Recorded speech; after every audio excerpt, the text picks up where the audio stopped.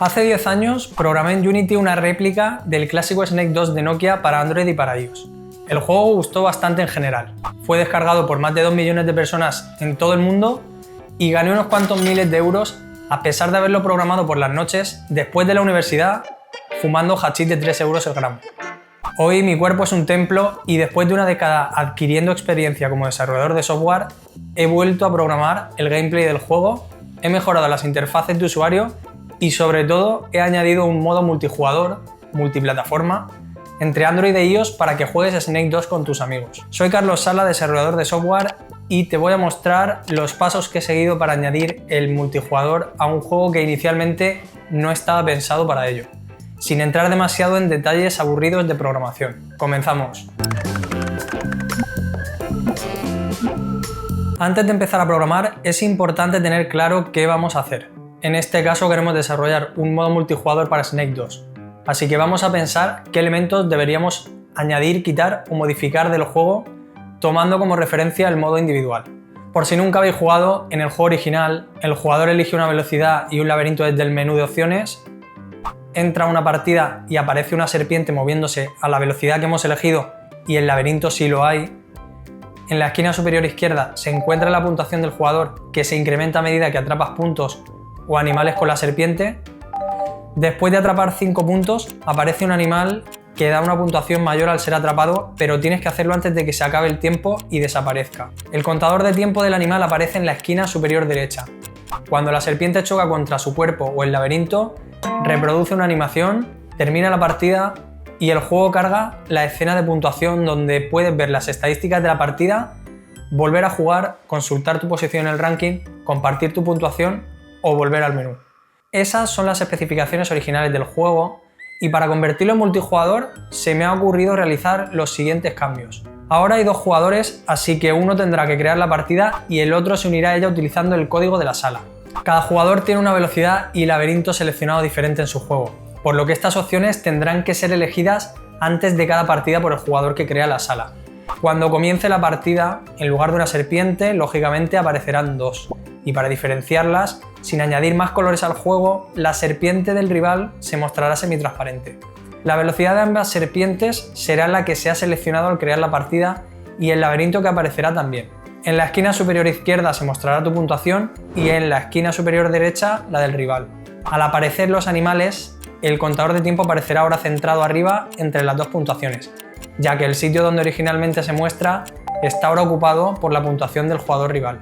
La partida multijugador también termina cuando una de las 2 serpientes choca contra una serpiente o laberinto, pero solo reproducirá la animación de Game Over la serpiente que choque, que será la que haya perdido.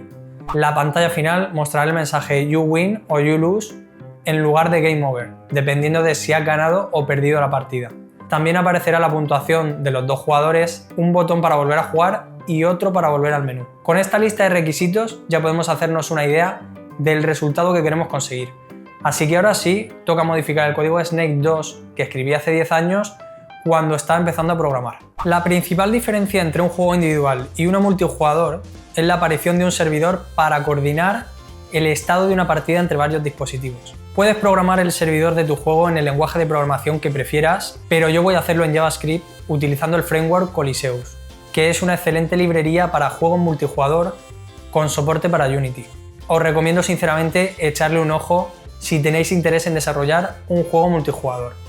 A grandes rasgos, durante una partida multijugador de Snake debería ocurrir lo siguiente. Los jugadores envían los cambios de dirección que realizan al servidor. El servidor actualiza entonces el estado del juego con los inputs y en el siguiente tick del juego, el servidor calcula los movimientos, las colisiones y envía el nuevo estado a los dispositivos para que actualicen lo que los jugadores ven en la pantalla.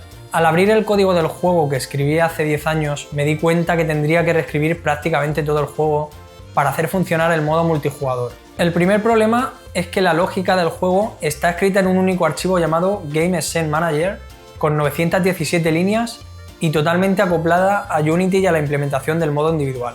Además de añadir el modo multijugador, tenemos que conservar el modo individual intacto, así que tenemos 3 opciones. Llenar el archivo Game Scene Manager de condicionales para que el juego haga una cosa u otra dependiendo del modo de juego en el que te encuentres, duplicar el archivo en Single Game Asset Manager y Multigame Asset Manager y utilizar uno u otro dependiendo del modo, o la solución buena, que es separar este archivo en diferentes sistemas, escribir interfaces que describan el comportamiento de estos sistemas y realizar una implementación de cada sistema por cada modo de juego. De esta forma, cuando el jugador mueva la serpiente, esta se moverá directamente si estamos jugando solos o enviará la nueva dirección al servidor del juego para que realice los cálculos si estamos en una partida multijugador. Una forma elegante de relacionar interfaces e implementaciones es utilizar un sistema de inyección de dependencias. En Unity existen varios, pero el que más he utilizado es Zenject, así que es el que voy a utilizar.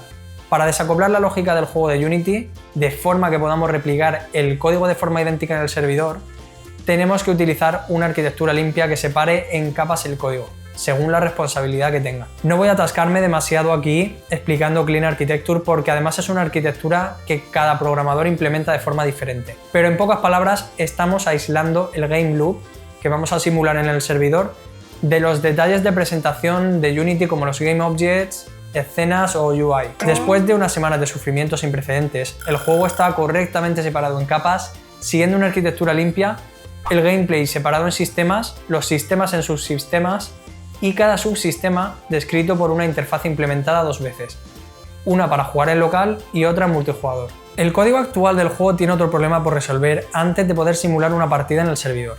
No podemos utilizar el motor de físicas de Unity fuera de Unity. Como este juego no estaba pensado para ser multijugador, la forma más sencilla de implementar los movimientos y colisiones en su momento fue hacer uso del motor de físicas de Unity con Rigid Bodies y Colliders.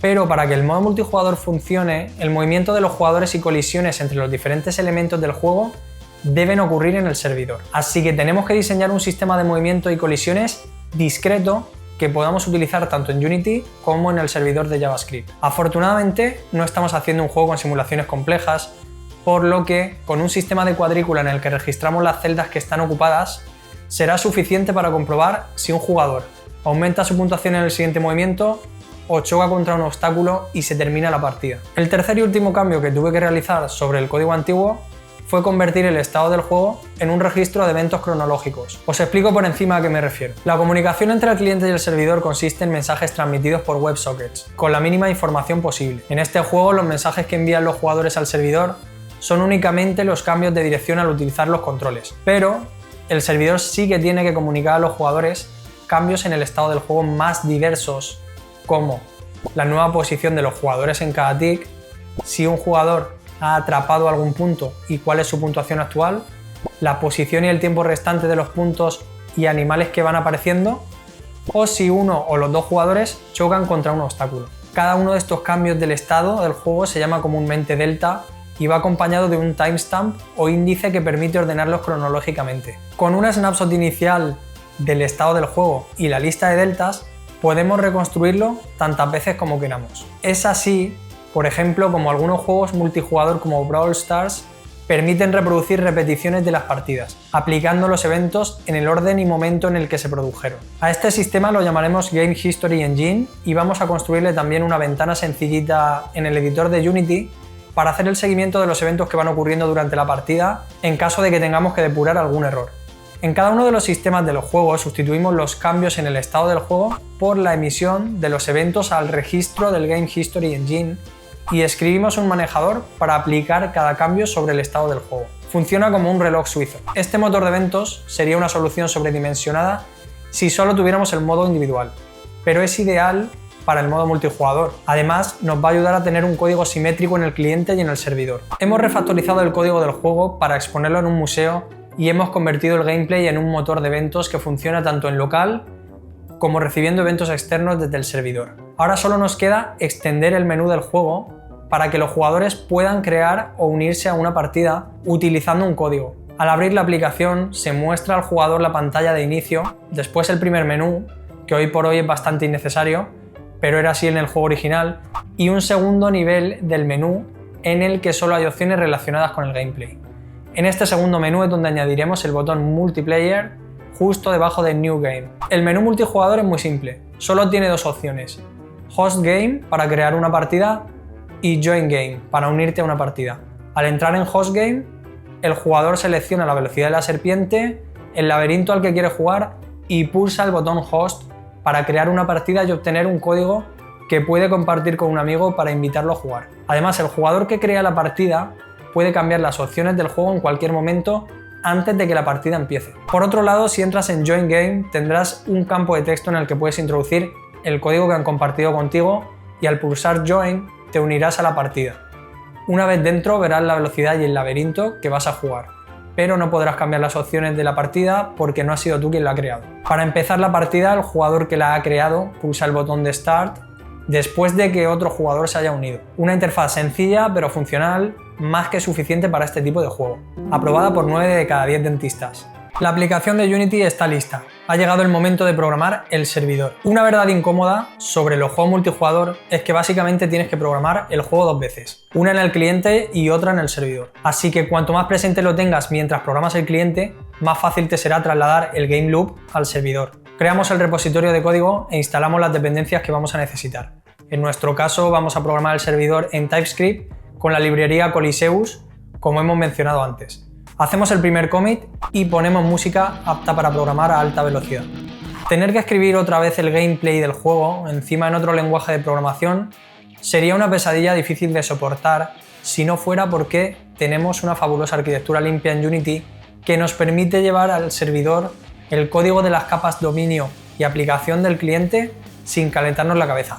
Eso sí, pasándolo de C# a TypeScript previamente, una tarea que básicamente hace ChatGPT por mí. Aun siendo previsor, no he tenido en cuenta que en JavaScript no iba a tener la librería Senject para gestionar las dependencias entre clases e interfaces, así que tenemos que adaptar esa parte del código a una de las librerías de inyección de dependencias más conocidas de JavaScript, Inversify. Si tuviera que empezar otra vez, probablemente utilizaría C# también en el servidor para que el código fuera aún más simétrico entre las dos partes. Por último, nos queda explorar la librería Coliseus para conectar la simulación del juego a las salas que los jugadores crean desde el cliente. Realmente solo tengo buenas palabras para Coliseus y para su desarrollador Endel Dreyer, porque tiene una comunidad y documentación excelentes que hacen que la experiencia de desarrollo sea inmejorable. Es un producto muy maduro y robusto. Gracias a Coliseus, en pocas horas he conseguido configurar las salas de mi juego para recibir la velocidad y el laberinto que el host envía al cliente. Gestionar los diferentes mensajes que se intercambian entre el cliente y el servidor, como cuando un jugador se une, uno se sale, se cambian las opciones del juego, se solicita empezar una partida y algunas otras más. Personalizar el ID de las salas para hacerlo más simple, con 4 números y letras en este caso nos va a ser suficiente y más cómodo de compartir, y desplegar el servidor a producción utilizando Coliseus Cloud, el servicio autoescalable de despliegue de servidores Coliseus. Es una auténtica pasada tener el servidor desplegado en 5 minutos y poder consultar los logs de forma sencilla cuando algo falle. Todo por $15 al mes. Ha llegado la hora de la verdad. La aplicación de Unity está lista y el servidor desplegado en producción.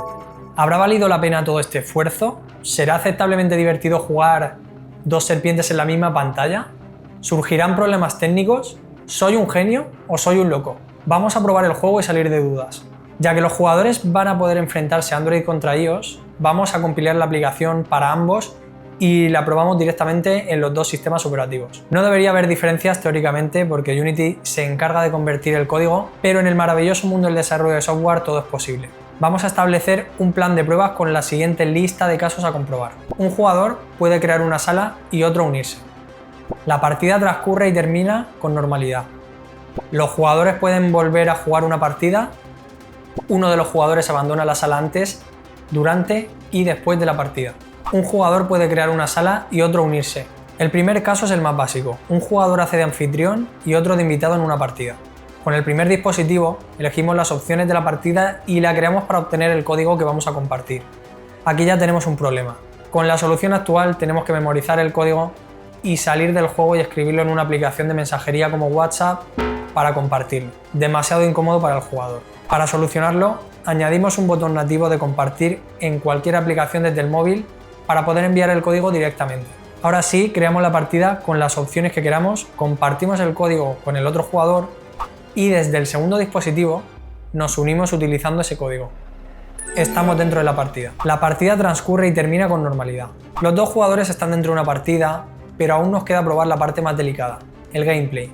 En el modo multijugador, las acciones de los jugadores y los eventos del juego que suceden en el servidor se transmiten a la red a través del protocolo WebSocket. Esto puede generar problemas de latencia, mensajes perdidos cuando se corta la conexión y otros escenarios no previstos que arruinen la experiencia de juego. Empezamos la partida desde el dispositivo del anfitrión y sorprendentemente el juego va bastante fluido y no veo ningún error después de haber jugado varias partidas con diferentes velocidades. Al chocar uno de los dos jugadores contra un obstáculo, la partida termina y ambos jugadores son enviados a la escena de puntuación. Todo en orden con el segundo caso. La peor parte ya ha pasado. Los jugadores pueden volver a jugar una partida. Desde la pantalla de puntuación, al terminar una partida, los jugadores pueden pulsar sobre la flecha de volver a jugar una partida para repetir con las mismas opciones. Volvemos a jugar con los dos dispositivos y hemos olvidado resetear el estado de la sala en el servidor. Así que al entrar a la partida de nuevo, vemos los dos jugadores en el mismo estado en el que terminó la partida anterior. La solución es bastante sencilla. Dejar la sala en el estado inicial justo antes de empezar una partida, ya sea la primera vez que juegas o la 10ª. Desplegamos los cambios del servidor, volvemos a probar y ahora sí podemos repetir las partidas tantas veces como queramos. Genial. Uno de los jugadores abandona la sala. En un mundo ideal donde los usuarios no hacen cosas inesperadas, nuestro juego ya estaría funcionando y listo para salir a las tiendas de aplicaciones. Pero la realidad es que en cualquier momento antes, durante y después de una partida multijugador, uno de los jugadores puede abandonar la sala pulsando el botón de volver al menú desde la interfaz si su conexión a internet se interrumpe o si cierra la aplicación.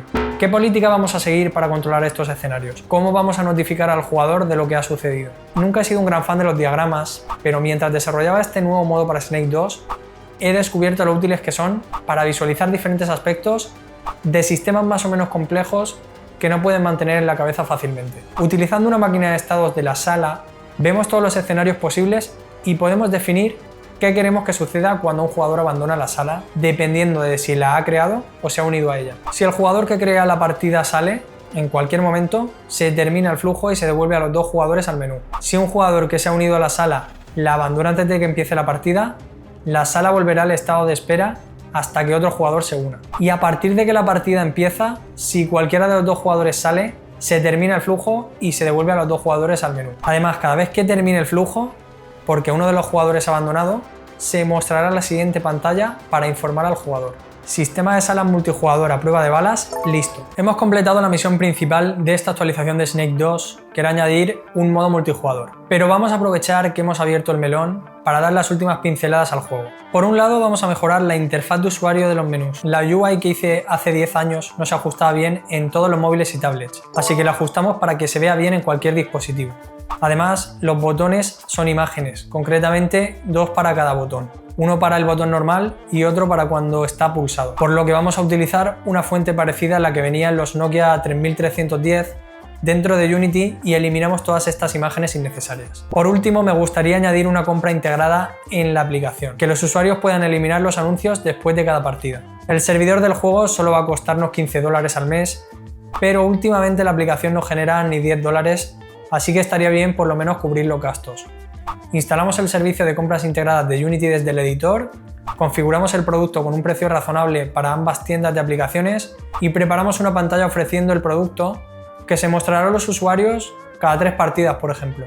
Rápido e indoloro, los jugadores pueden eliminar los anuncios de por vida por menos de $2. La versión 3.0.0 de Snake 2 está lista, así que compilamos la aplicación para Android e iOS y subimos una nueva versión a las tiendas de aplicaciones. Como hemos actualizado la interfaz del juego y añadido una nueva funcionalidad, el modo multijugador, aprovechamos y cambiamos las capturas de pantalla de las tiendas por unas más recientes.